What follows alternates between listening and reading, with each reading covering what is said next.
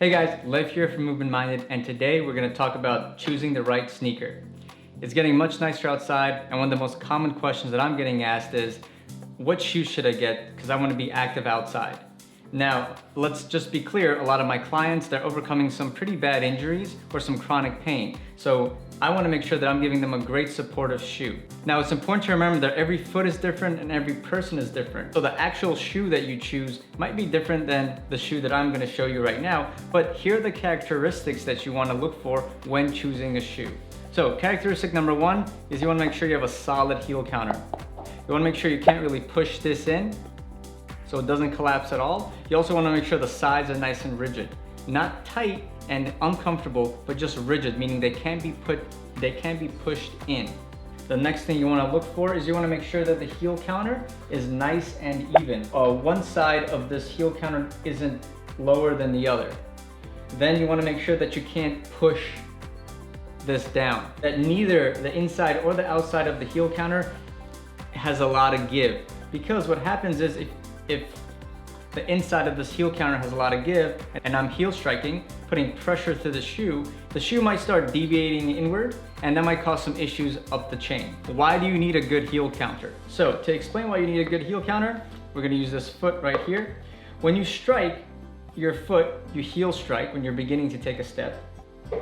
You hit the calcaneus or the heel bone onto the floor. Now whatever this calcaneus does is gonna go through the foot. So you want to make sure that you have support right here, so that the rest of the foot can go through the gait cycle without much disruption. The next thing I look for in a shoe is I want to make sure that it bends right in the toe box. I don't want to have a shoe that's floppy just like this. This is a minimal shoe that I used to wear. And it's a great shoe, but I wouldn't recommend it to somebody who's just overcoming an injury or starting to get active. So you want it to bend in the toe box and be a little rigid everywhere else. You don't want it to break everywhere. The next thing that you want to look for is you want to look for a little torsional twist, just like that. I just want to explain why you want to look for that twist. When you heel strike your foot, you're about to take a step, the whole foot is supinated, it's rigid.